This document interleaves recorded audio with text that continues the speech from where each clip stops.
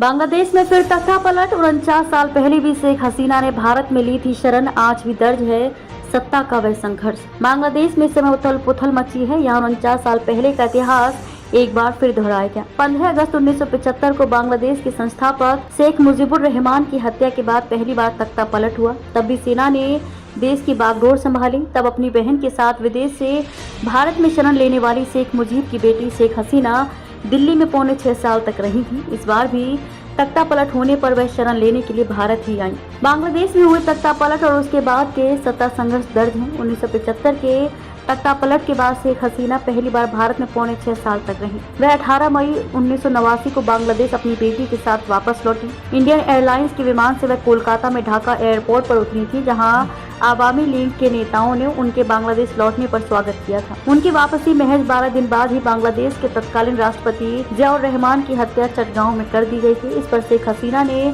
Agartala border से 31 मई 1981 को भारत में फिर से प्रवेश करना चाहा, लेकिन बांग्लादेश राइफल्स ने उन्हें अगरतला सीमा पर गिरफ्तार कर लिया था।